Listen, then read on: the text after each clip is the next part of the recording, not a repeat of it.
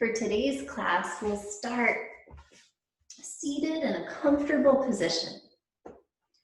And for me, that's cross legs, but for you, that might be resting hips on heels or having legs stretched out in front. Wherever you're comfy is great. When you find that comfy seat, take a moment to shift a little side to side. And we'll start off today's class by using a breath practice. This is the 4-7-8 breath. And to begin, we'll start just by taking a normal breath in, normal breath out. On your next inhale, we'll count. Inhale, 1, 2, 3, 4. Pause, 1, 2, 3, 4, 5, 6, 7. Exhale, 8, 7, 6, 5, 4, 3, 2, 1. Inhale, 1, 2, 3, 4. Pause, 1, 2, 3, 4, 5, 6, 7. Exhale, 8, 7, 6, 5, 4, 3, 2.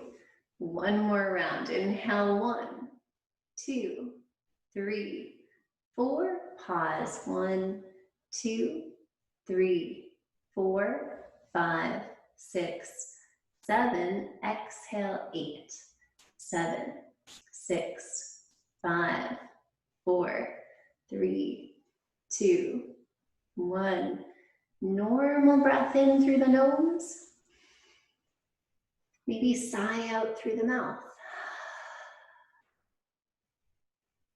And just let your breath return to normal. Maybe noticing if there's any shift in how you feel. The 4-7-8 breath is a great one for reducing stress, helping us find a little bit more calm and grounding. And it can be really helpful if you feel like you're starting to get a little tense or anxious. And then let's bring a little bit of movement to the body. So if you need to stay off of the hands and wrists for any reason today, you can stay seated for this first part using a gentle arch forward and a gentle round back.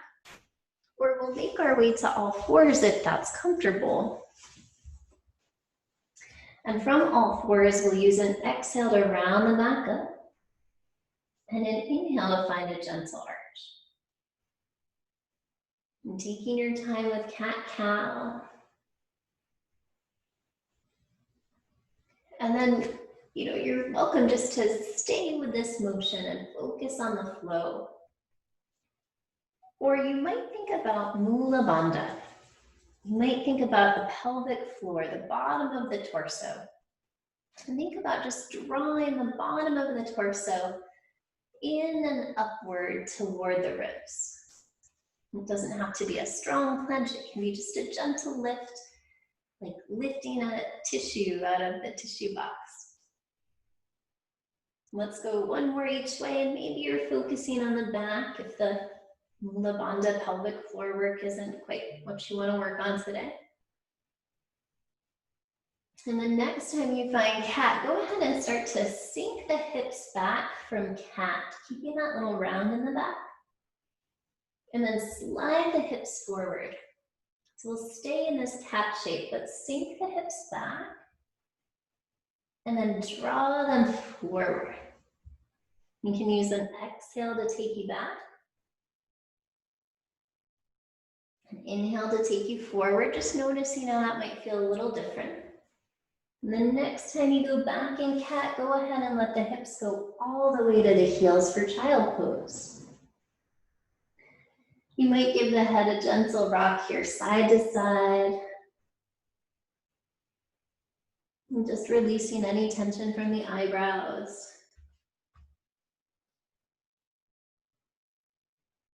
And then you might start to walk the hands over to one side if that's comfy. Exhale, settle the hips away from the hands. Inhale, back towards center. Exhale, hands over towards side two. Settle the hips away from the hands.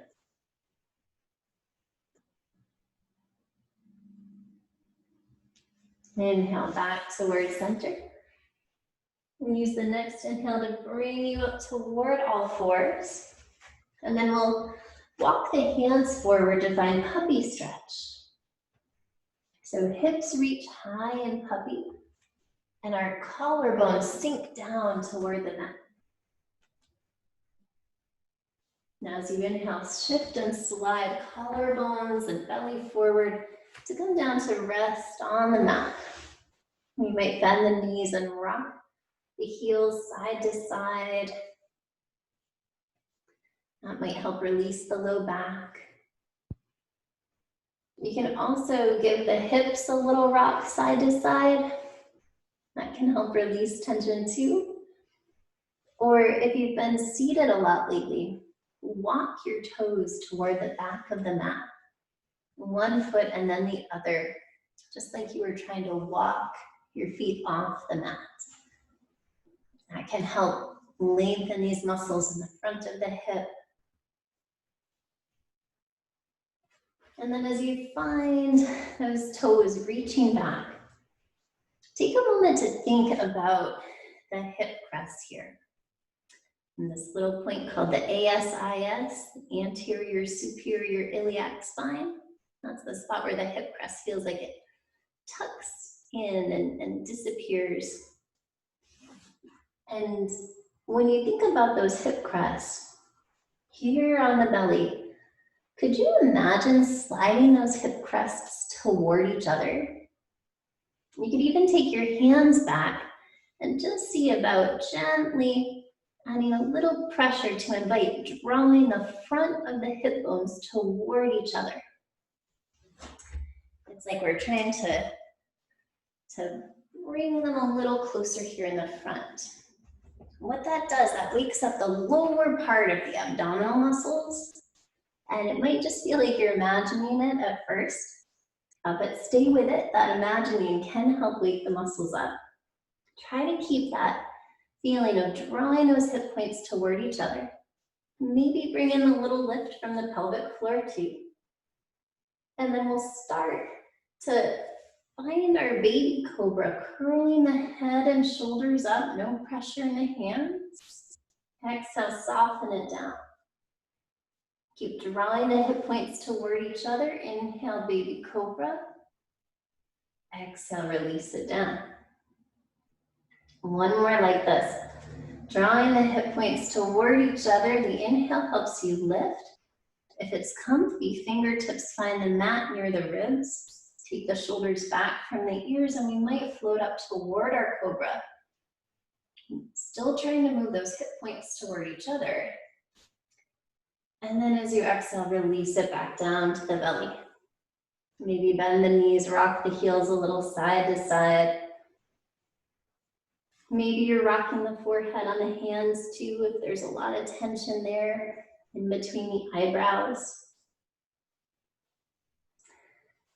And then if it's comfy, we'll find a little bit of stargazer pose, walking the feet back once again.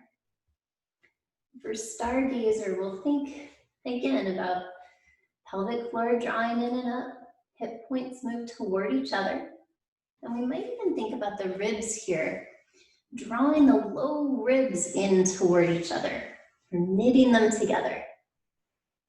When you find an inhale, take the right elbow and the left leg up.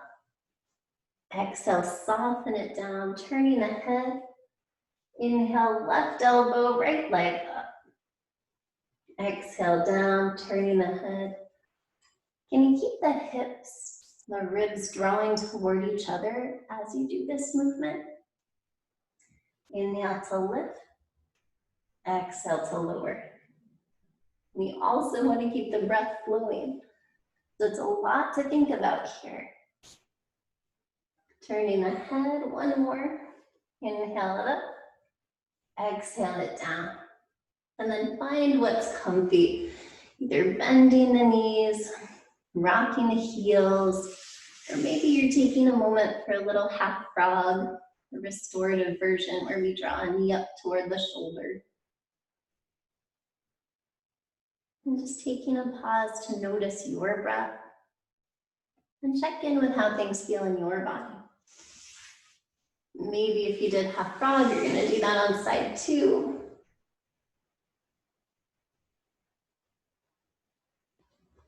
Again, noticing how things feel in your body today. That leg can reach back long.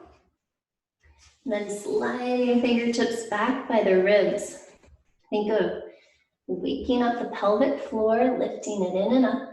Hips move toward each other, shoulders move away from the ears as we curl toward our baby cobra, maybe our cobra. And then exhale, shift and lift the hips up and back to the heels, child pose.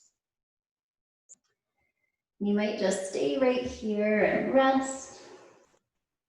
Or if you'd like more motion, you might find a little cat-cow to have a gentle flow. Or if it feels right, there's time enough for 3 vinyasa flows. Those are our downward facing dog, pedal in, inhale to plank, exhale knees, chest in, inhale cobra or up dog, exhale down dog. Yogi's choice here, resting if it feels best, flowing if it feels good.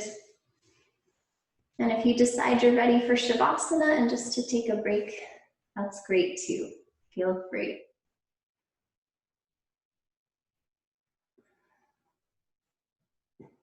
No rush, no hurry.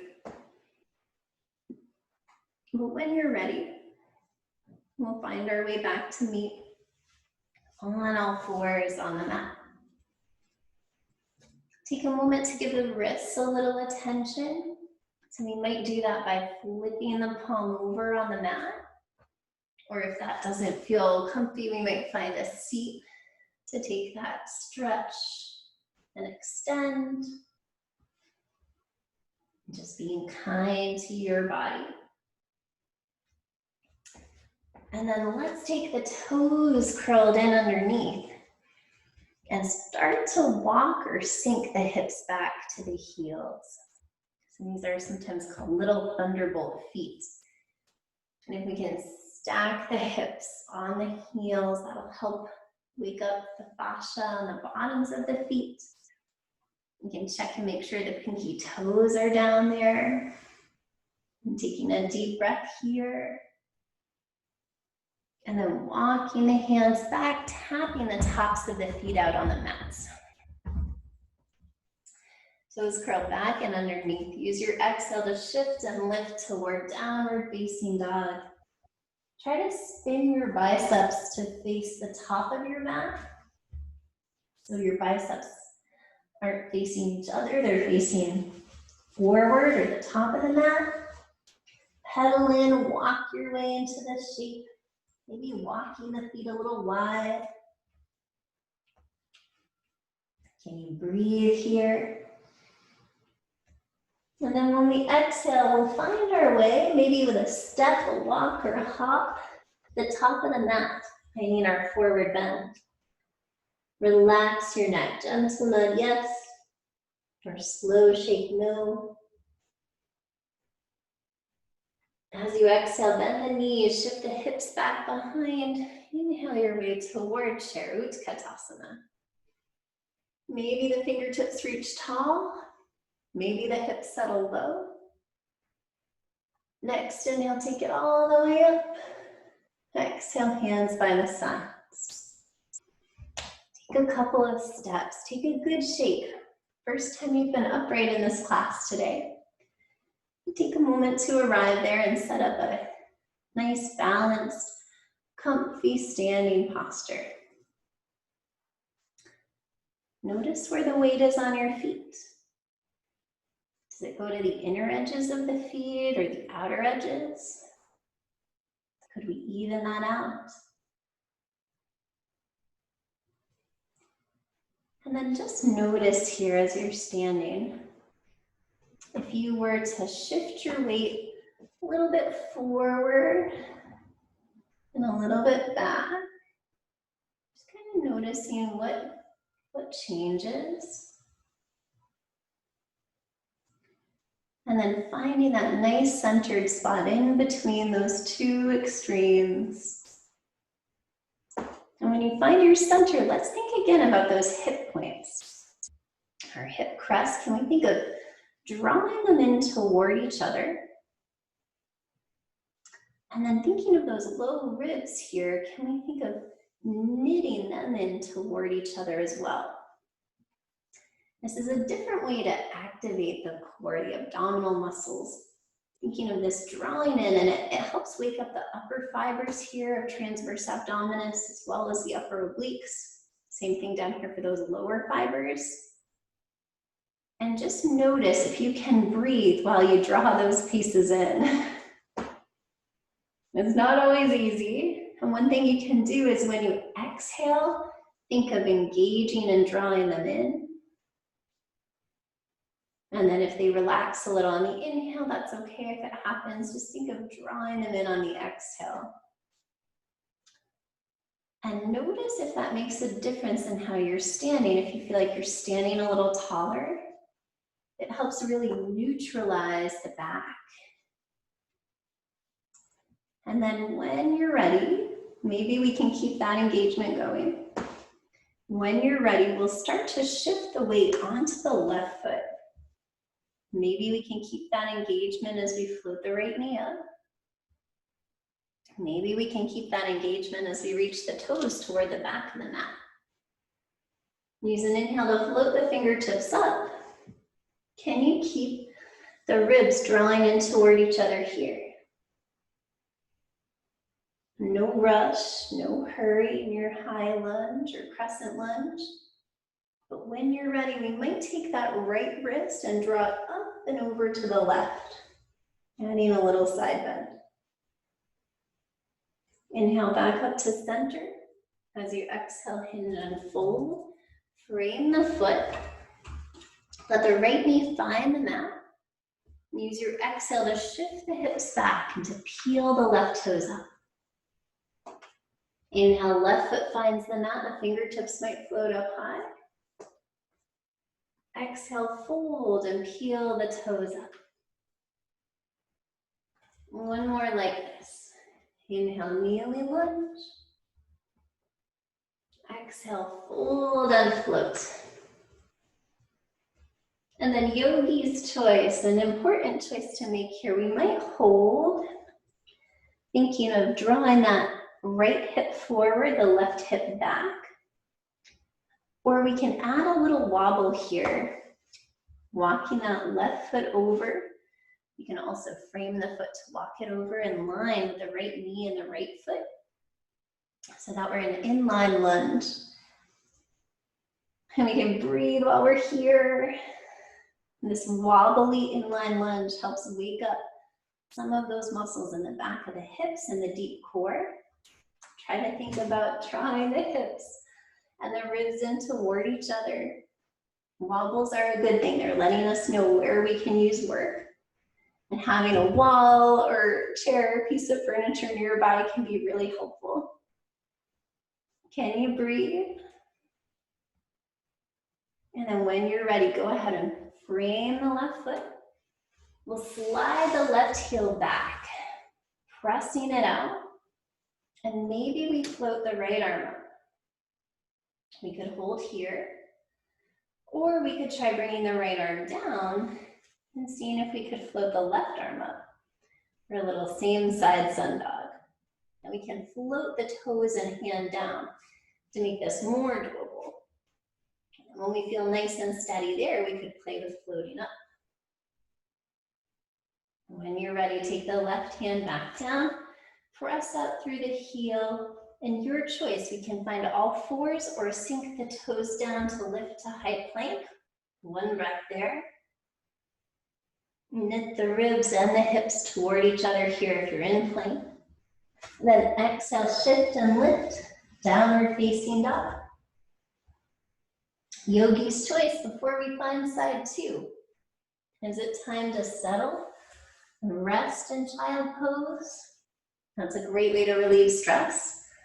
Is it time for 3 vinyasa flows? That's also a great way to relieve stress, moving and flowing through. Or if you can tell there's something else you need, another movement, maybe a sip of water. Take these next few breaths to honor what your body needs most.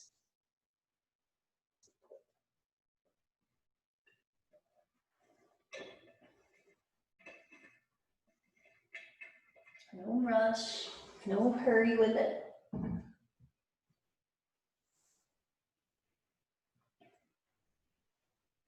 Encouraging the breath to flow.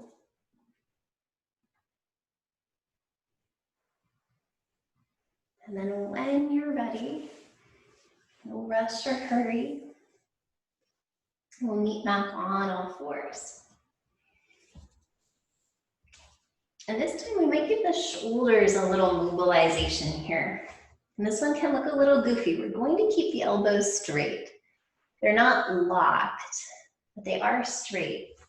And we'll try sinking our ribs down. So we're not bending the elbow, we're just sinking the rib cage down and then pressing the rib cage up into the shoulders. So the elbows stay straight. We sink it down, we press it up. And this helps to mobilize our shoulder blades. And this is called retraction when they move toward each other. And then protraction when they move apart and we press the ribs up. Maybe one more each way if it's comfy. Then toes curl in underneath. Think of waking up the pelvic floor, drawing it in and up. Think of pulling ribs and hips in toward each other. As you shift and lift downward, facing up. Pedal in, bend one knee and the other. Walk your way into the shape. Spin the biceps forward. And when you exhale, let's step, walk, or maybe hop your way to the top of the mat. I need forward bend. Relax the neck. You can bend your knees as deeply as you need here. You might reach for the opposite elbow and gently rock side to side. When you exhale, bend the knees, hips settle back. Inhale, sweep your way up toward your chair, Utkatasana. Next inhale takes it tall. And exhale, open the arms for Tadasana, mountain pose. Take any adjustments you need in this mountain. Maybe a little shake, setting the feet up to anchor through all four corners of each foot. As you anchor through the feet, start to shift the weight a little forward and back. And just noticing how the weight flows to the toes when you go forward, moves to the heels when you tip back. And then let's think of drawing the front of the hips toward each other, knitting those low ribs in together. And with that nice awake core, we'll see about floating the left knee. Breathing while we're here. Maybe we can invite the left toes to the back of the mat. Can we keep knitting the ribs toward each other as we reach the fingertips up? We might hold here, or maybe we find that left wrist and take it up and over to the right. Inhaling back to center. Still drawing those ribs in toward each other. Exhale, hinge and fold. Frame the front foot. Let the left knee find the mat, the back knee settles down. We exhale, shifting the hips back, peeling the right toes up, lengthening the back of the right leg in half of monkey. Inhale, sweeping up, kneeling lunge. Exhale, settle back, half of monkey. Inhale, sweeping up. Exhale, settle back. And then this next time as we sweep up, we have an important choice to make. We might just stay here, drawing that left hip forward, right hip back, holding in our kneeling lunge. We might walk that right foot over to be in line with the left knee and the left foot, just like we're on a balance beam. And as you can see, having something handy like a wall nearby to help you settle up in this shape is great. And then maybe we can float the hand away from the wall. Seeing if we can find some balance in inline lunge. Great way to wake up those deep core muscles. You might also think of knitting the low ribs in toward each other. Can you breathe when you're here? No rush, no hurry, being kind and gentle. When you're ready, let's fold to frame the foot.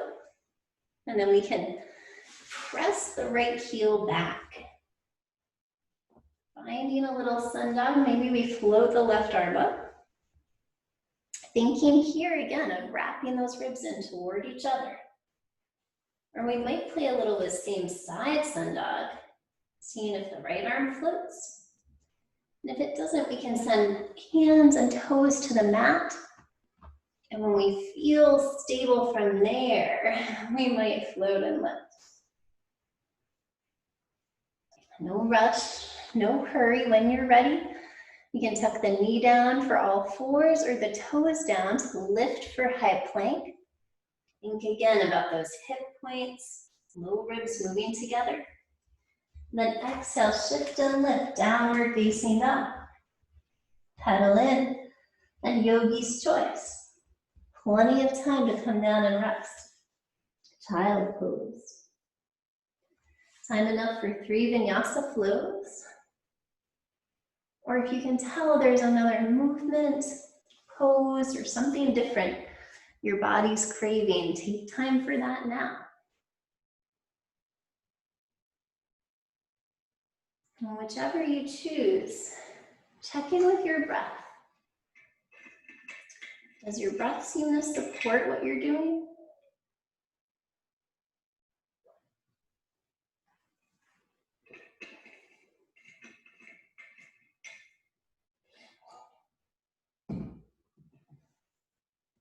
No rush, no hurry. And when you're ready, when you finish that last flow or your rest, let's make our way back to meet now in a comfortable seat.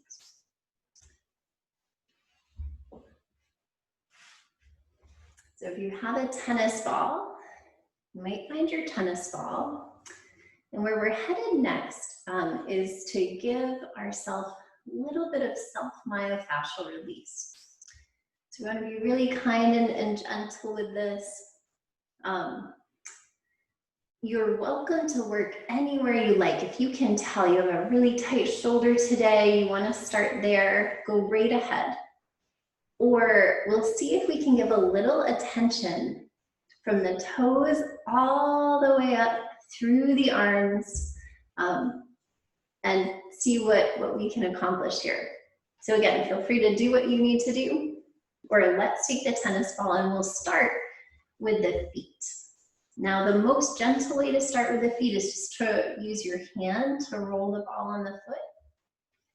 We can add more pressure if we have the foot on the mat, or it is okay if you really want to be able to put more pressure on your foot to come to kneeling or even standing. And you can draw circles on the foot, or we might take a little press of weight on and shift of weight off. That helps let your foot know it's okay to let go here. And then we can slide the tennis ball back toward the heel and draw a horizontal line in front of the heel. So Just like you were trying to draw a horizontal line left to right there in front of the heel. And then we might make that line a little smaller and a little smaller until we're wiggling the tennis ball just in front of the heel.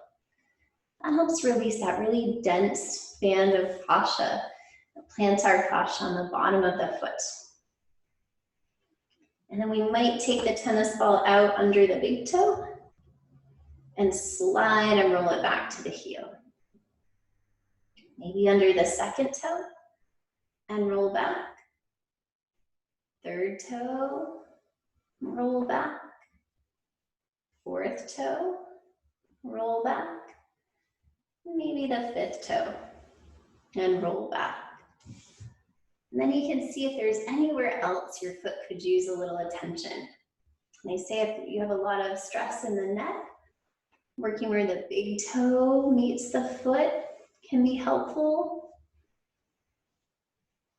And then drawing any kind of circles or ovals or lines around the bottom, the edges of the foot, anywhere that feels good. You can also play soccer here with yourself too while you do this. And no rush or hurry, but whenever that foot feels good, we might switch to go to side two. And just a reminder, you can do this seated on the mat just by rolling the tennis ball or moving the foot this way. You can even go to standing wherever you feel the most comfy working. Being comfortable here helps tell our nervous system it can let go of some of that tension in the foot. So as you find foot number two, you might start with a few rolls and then shifting a little weight on the foot and off.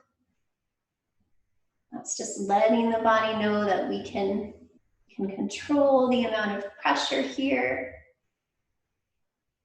More is not always better. And then you might take and roll the tennis ball back toward the heel and draw that horizontal line in front of the heel. And again, you can push with a lot of pressure. You can use gentle pressure. And you might start to make that horizontal line a little smaller and a little smaller until we're just kind of wiggling the tennis ball in front of the heel there. And that again helps release that thick, dense plantar fascia. And then from there, we might take the tennis ball out under the big toe and roll it back to the heel. Maybe out under the second toe and roll back. Maybe the third toe and roll back. Maybe under the fourth toe and roll.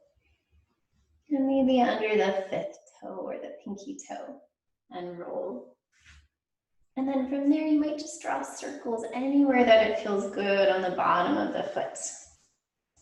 Maybe noticing if one foot feels really different from the other. One foot might feel a lot more tense. One might feel more sore. Maybe drawing a little line under where the big toe meets the foot. And then no rush, no hurry when that foot's had enough attention. We'll start to make our way back toward our seat on the mat. And take a moment just to let your feet settle in. You might give them a little squeeze if that's comfy. You might press them together in Baddha Konasana. Or for a little extra grounding, you might just be resting feet on the mat. And taking a moment to notice your breath. And then when you're ready, no rush or hurry, we'll start to draw attention to the calves next. So your choice, again, we can be really gentle and just roll with the tennis ball. Or we can add more by resting the calf on the tennis ball and then moving the leg over it to roll. And again, it's up to you. You can go any which way here that feels good. You might draw some horizontal lines down toward the ankle where we have that thick Achilles tendon. You might draw some longer lines as you get more into the meaty part of the calf muscle. And you can turn the leg to draw on the outer edge of the leg, inner edge. And take your time with it. It's okay to go to use the hand. You might even draw a few circles around by the shin bone, especially that outer edge of the shin bone. There's often a little bit of tension stored up there. And no rush or hurry, but when that calf is feeling good, you can keep going up the leg. You might draw a few circles around the knee, maybe using the hand for that, heart being gentle. And then as you work your way up toward the thigh, again, we can be gentle and just use our hand to draw some circles around the quadriceps in the front of the leg, adductors on the inside, and then the hamstrings around the back. Or again, we can use our weight to roll the leg on the ball. And again, making sure we get not just the back of the leg, but all dimensions, front, sides, wherever it feels good to work. And you can really kind of wiggle yourself around to be resting on the side if you like, if that's comfy. You can wiggle all the way around to roll the top of the leg on the tennis ball if you like. All depends what feels best for you.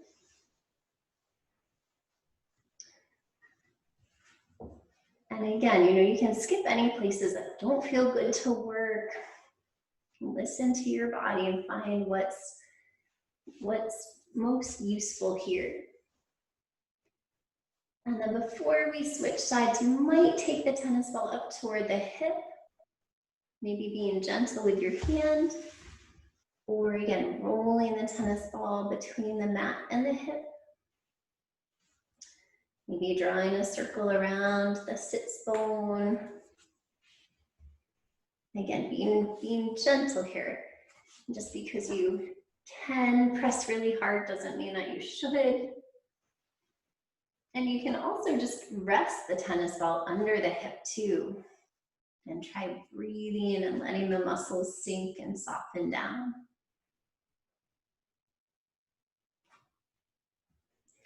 And when you do feel like that leg has had enough attention, there's no rush, plenty of time if you like. When you feel like it's had enough attention, you might take a moment to either send both legs out long and just notice the difference between them, or to sit in a more comfy shape and just notice, are you more aware of that leg that we just worked on? Now, are there places on the other one you can tell that want a little attention? No rush or hurry. When you're ready, let's start in with that second half. And again, there's no, our sides can be really different. So there's nothing that says if you used your body weight on one side, you have to do that on side two. Or if you used your hand on one side, you have to do that on side two. Maybe with a few little horizontal lines down by that Achilles tendon. And then maybe adding some lines toward the calf if that feels good. If you find places that feel a little electrical or zappy, try drawing a circle around it. Those can be places where the fascia might be stuck. Might be a little adhesion there. No rush or hurry with it. Maybe rolling the side of the calf. And again, you might do that with a tennis ball. And you might roll just on the outer edge there of the shin bone too. A great spot to give a little attention to. And when you're ready, we might start to draw some circles around the knee.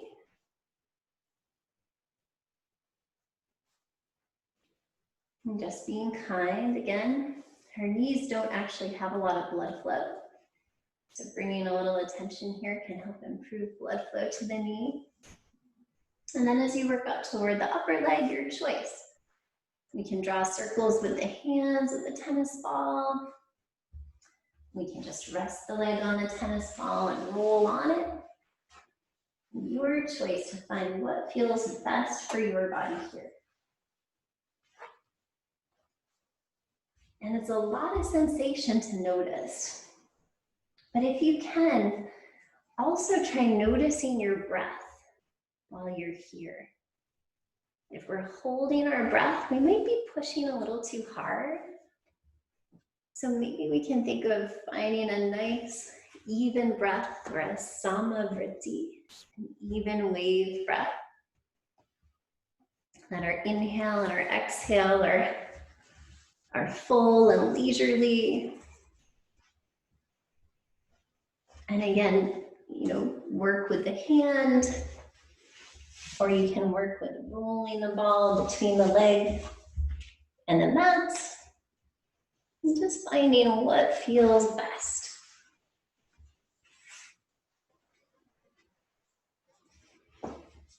And no rush or hurry, but when that upper leg has had enough attention, we might move toward the hip. And maybe the hip is circling with the hand. Or maybe we're using the body weight here too. Maybe drawing a little circle around the sits bone. And again, just being kind to our body. Not trying to push hard or force things to let go. You want to invite those muscles to release their tension. And again, pinchy spots, we might draw a couple circles around. And take your time, and then when you're ready, when that hip has had enough attention, take a moment here to pause. Again, in any comfy seat. And just notice how the legs are feeling. Now, as we move on to bring a little attention to the back and out the arms, we have a couple choices. You're welcome to stay seated. You can use your tennis ball here. You can take your tennis ball to a piece of furniture or a wall and sandwich it in behind you, staying upright, but using the tennis ball there. Or if it's comfy, we can make our way down toward the back on the mat. So feel free to choose what feels best. If you do go to your back, you might take a moment just to give the legs an opportunity to float and flex the ankles. That helps move the lymphatic fluid. And this kind of work does help get lymph moving too. So you might take a moment just to give the legs a little boost. And then your choice here as we work the sides, you might just be gentle and draw some circles with the tennis ball here around the sides, around the front of the hip. Maybe drawing a few on those low ribs. Or again, we can use the weight of our body on the mat. Some people find that's especially helpful for the low back, going in between the hip and the ribs. When we're here on the low back, we want to be careful not to put a lot of pressure right here directly on the low rib on the tennis ball, because the lowest ribs don't anchor on the front as well. And we also don't want to push directly on any of the vertebrae in the back.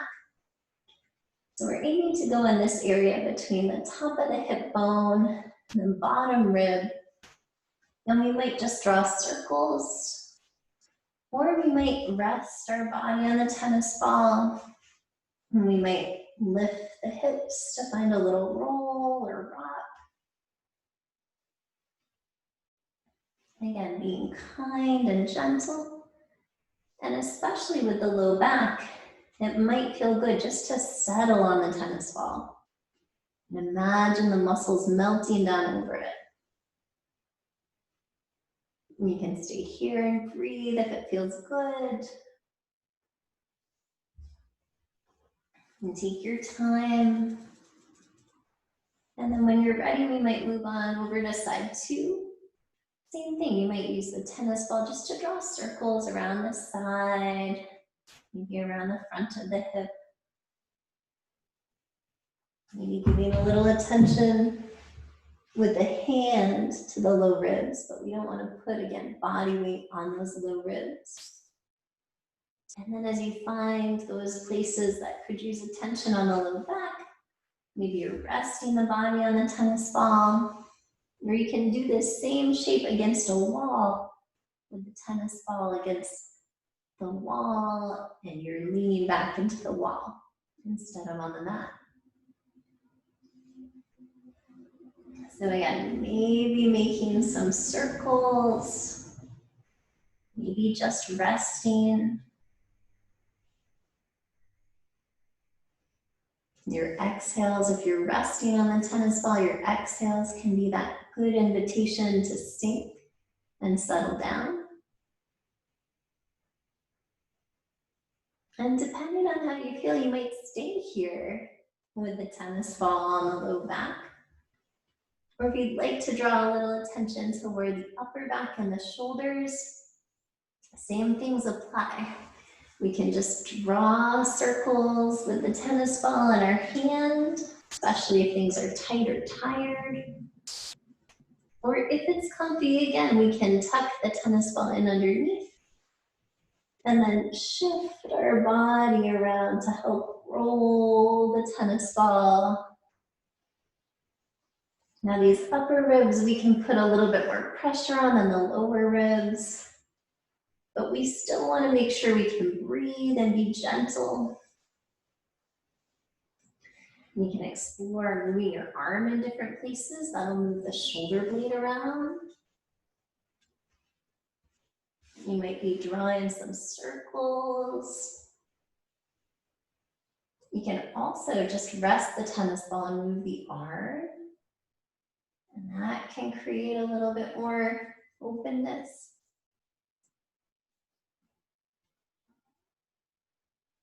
And take your time as you work with the upper back. Again, you might just let the tennis ball rest and let your arm drape down.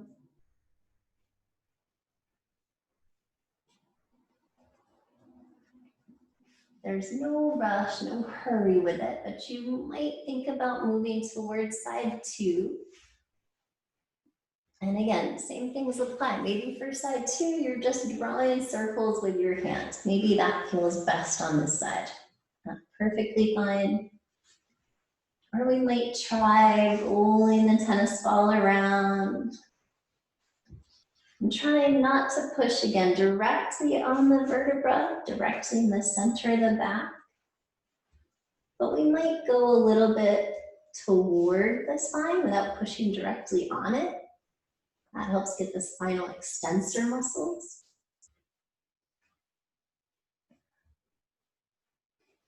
And then feel free to explore with the tennis ball under the shoulder and the upper back. Maybe moving the arm around. And maybe, again, we're just using the hand if that feels better.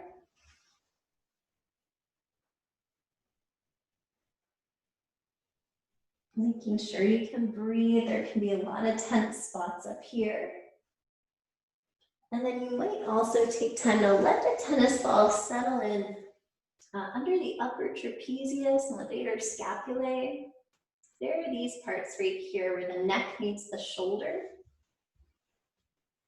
You might take a little pause and let the tennis ball settle in under there. You can kind of adjust the arm to find a spot. Maybe it's a field goal shape where it feels like that muscle can just melt down onto the tennis ball. And those are places we hold a lot of stress and tension. So giving them a little extra time here can be really useful. Again, if it feels comfy.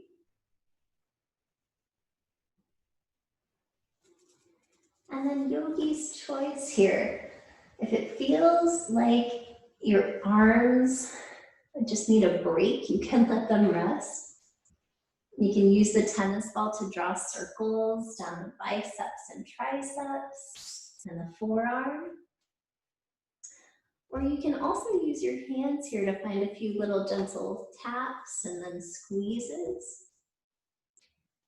Just giving a little attention to each arm in whatever way feels best. Maybe that's with the tennis ball. Maybe that's giving a little attention with the hand, just finding what feels best for today. And then seeing if we can give that other arm some attention too. Maybe with the tennis ball, or maybe just with some squeezes, and pats and circles. In Qigong, they often draw circles over places that need a little extra attention on the body. So if you have a grumpy wrist or elbow or thumb, maybe just drawing a couple of circles around there. They say it helps to move the qi, but we know that can also help improve blood flow too. So if there's something to be repaired, more blood flow means more nutrients and more moving stuff out that's not helpful. And then when your arms have had enough attention, you might take a moment to visit constructive rest if that's comfy.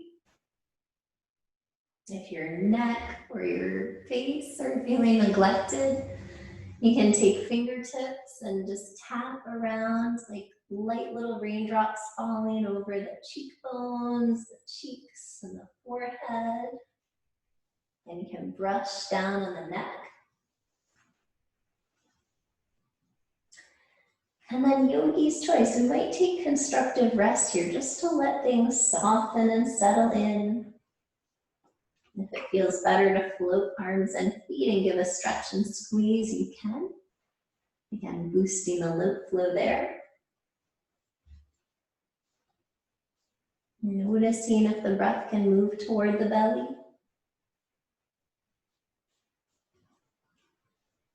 And then when you're ready, we might find Shavasana, or final relaxation, which could stay in constructive rest, or you might lengthen the legs if that's comfy and turn the palms up. And finding any comfortable place to rest for these last few minutes of practice. And this is where we get to let the work we just did really integrate into the body. And the length and space we created has a moment to sink in. And all you need to do here is just breathe.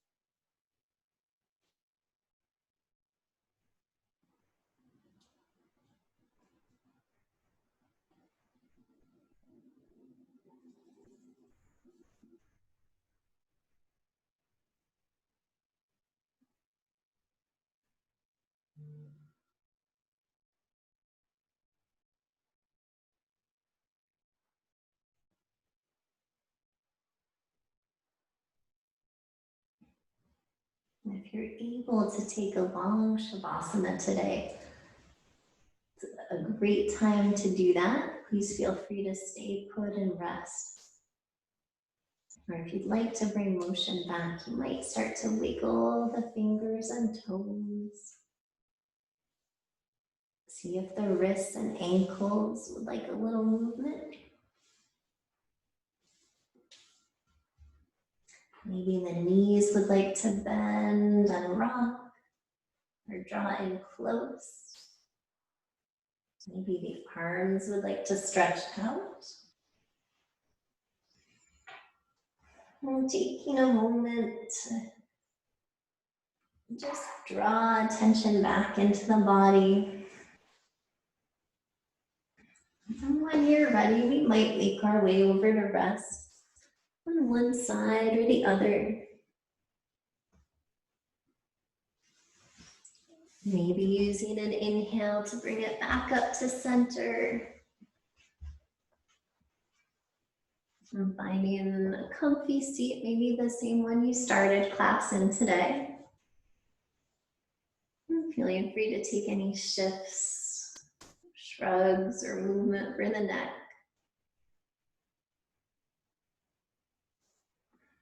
Noticing your breath. Taking the inhale to the belly and maybe letting the shoulders drop back with the exhale. And then when you're ready, we can use an inhale to sweep the fingertips up tall. Exhale, settle hands to the heart. Thank you all for taking and making the time to practice today. It's such a pleasure to practice with you. And namaste.